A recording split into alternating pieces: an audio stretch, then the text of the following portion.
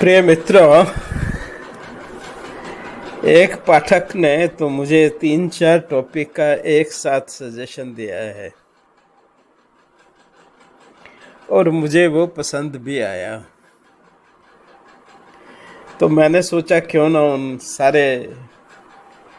उनके सजेशन पर मैं अपनी बात कहूँ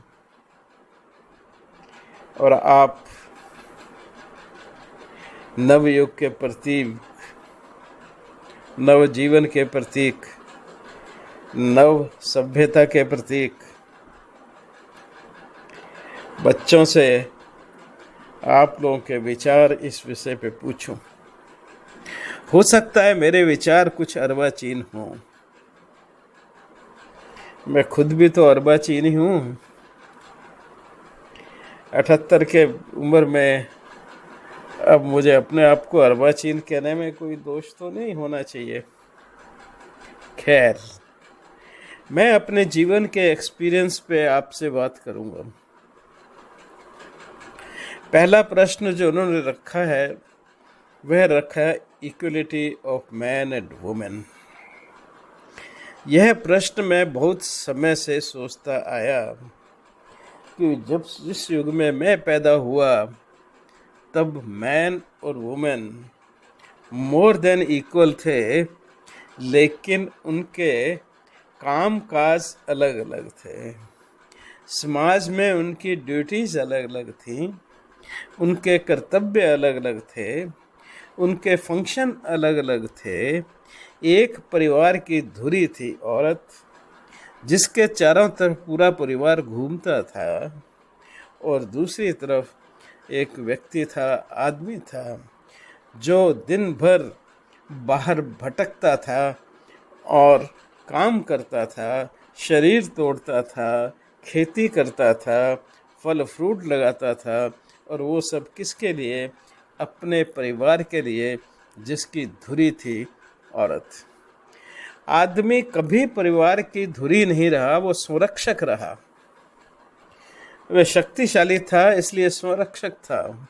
वो काम कर सकता था इसलिए काम करता था, खेत चलाता था, बैल चलाता था, ट्रैक्टर चलाता था, दिन भर खेती में रहता था।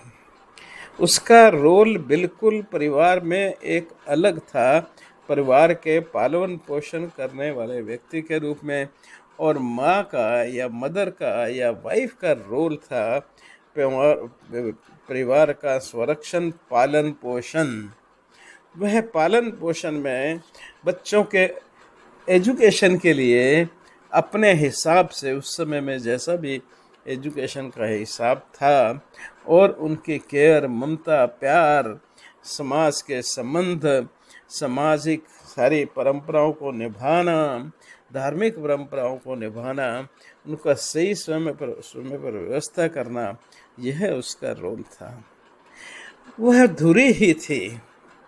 हम 5 भाई हैं, 2 बहनें हैं।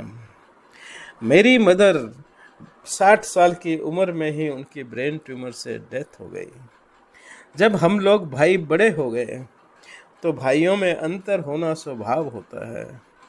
जब तक माँ थी सब मिल कर के रहते थे, माँ के हाथ खाई खाना खाते थे, माँ की प्रेजेंस में ही सब कुछ करते थे, माँ ही कपड़े का ध्यान देती थी, माँ ही हमारे सोने के बिस्तरों का ध्यान देती थी, और माँ हर चीज़ थी, वो भगवान के रूप में थी।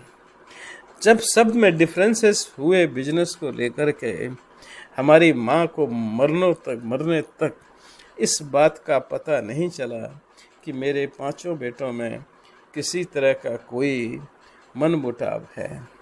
अगर कभी बात कर रहे हैं किसी कमरे में और बिजनेस की या पैसे की या प्रॉपर्टी के बारे में कोई इशू चल रहा है, अगर माँ कमरे में अचानक से आ गई तो सभी उस बात को छोड़ करके लाड प्यार की बात करना शुरू कर देते थे। एक दूसरे का हाल, बच्चों की चिंता, घर की चिंता, ये सब शुरू कर देते थे।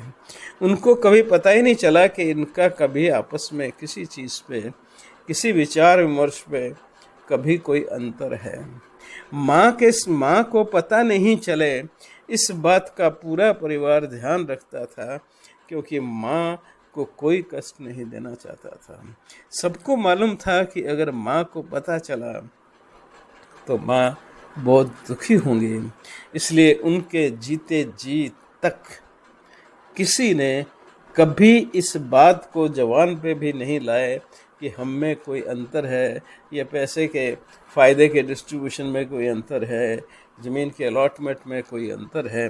ये सब बातें अंदर ही अंदर भाई लोग एक किसी कमरे में बैठ कर के बातचीत करते थे।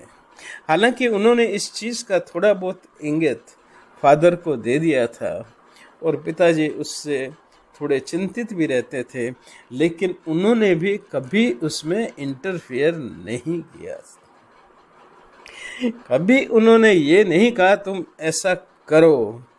उन्होंने स्वच्छंदता दी, मैंने कमा के तुमको दे दिया है, मैंने बना के तुमको दे दिया है, अब इसको कैसा चलाना है तुम चलाओ, मैं तो अब वृद्ध हो चुका हूँ, मैं तुम्हारी बातों में कोई इंटरफियर नहीं करूँगा। मेरे ग्रैंडफादर थे, वो भी जीवित थे, लेकिन उन तक तो किसी बात के पहुंचने का कोई प्रश्न ही नहीं उठता है। वो तो इतने पूजनीय और सब बच्चे इतना प्यार करते थे उनसे कि उनको तो किसी बात का अंदेशा देने का भी एहसास का मतलब नहीं है। और ये सब चलता रहा 30, 35, 40 साल तक। सब बड़े बड़े हो गए, सबके बच्चे हो गए, बच्चे भी आगे बड़े होने लगे, लेकिन ये परंपरा नहीं टूटी। परिवार एकजुट होकर के और चल रहा था। जैसे ही मेरे फादर, पहले ग्रैंडफादर की डेथ हुई, फिर मदर की डेथ हुई। मदर के डेथ भी कुछ नहीं हुआ, क्यों कि सभी फादर की रिस्पेक्ट करते थे। फादर की नॉलेज में था, लेकिन उनके साथ कोई संवाद नहीं था। जो संवाद उन्होंने कर दिया वही फाइनल होता था। मैं कभी कभार जाता था, मैंने अपने आप को इन सब बातों से अलग कर लिया। मैं बचपन से ही कुछ इस तरह का था कि पारिवारिक बातों में बहुत ज़्यादा इंटरेस्ट नहीं लेता था। दूसरा, मेरी शादी भी कुछ ऐसे लड़की से हुई कि जो भी इस चीज़ को नहीं चाहती थी, और मैं इस चीज़ को लेकर के अपने न्यूक्लियर फैमिली में, क्योंकि मैं दिल्ली में आ गया था, किसी तरह का कोई झंझट नहीं चाहता था, इसलिए मैंने भी कभी कोशिश नहीं की। मैंने अपने आप को उनसे बिल्कुल अलग कर लिया, और ये कह दिया कि मुझे तुम्हारी प्रॉपर्टी, तुम्हारे बिजनेस, ये तुम्हारी अर्निंग से कोई मतलब नहीं है।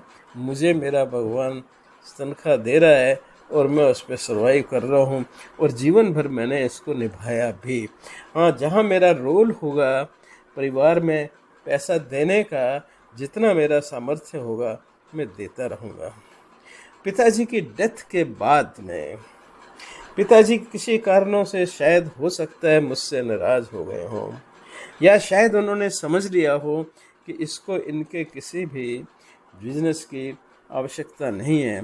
मेरी जहाँ तक सोच है, उन्होंने इस बात को ज़्यादा समझा कि ये पढ़ा लिखा है, आगे भी बच्चों को पढ़ा लिखा रहा है, अगर मैं इसका कुछ यहाँ कर भी दूंगा तो इसको कोई फ़र्क नहीं पड़ना है, उसकी केयर नहीं करेगा, वह एक नई समस्या खड़ी कर देगा।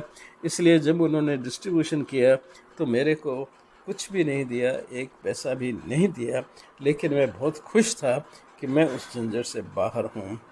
बाकी लोगों ने भी ये सब मान लिया।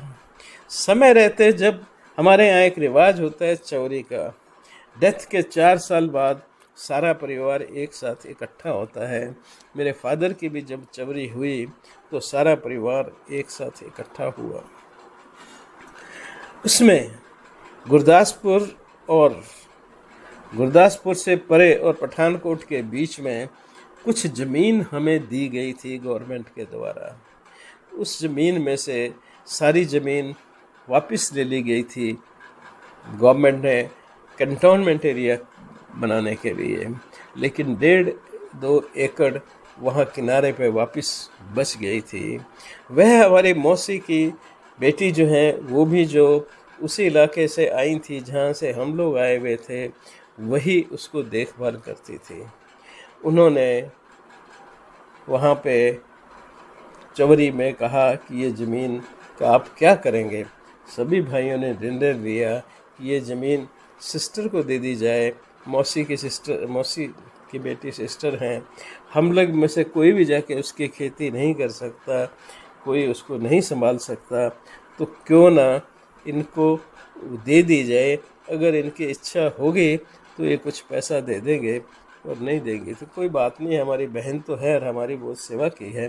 क्योंकि मासी की लड़की ही एक हमारे गांव में डायरेक्ट रिश्तेदार थी, और जो हम छोटे बच्चे थे तो हम लोगों का बहुत ध्यान रखती थी। तो उसी भाव को निभाते हुए हमने उनको दे दिया। इसमें किसी तरह से किसी का भी कोई भी ऑब्जेक्शन नहीं था। अब प्रश्न उठा, कुछ अब के रिश्तेदार शरारती तो नहीं, पर वो दूध अधिकारियों को बातें करते हैं। उन्होंने वो सब मेरे पास में आए।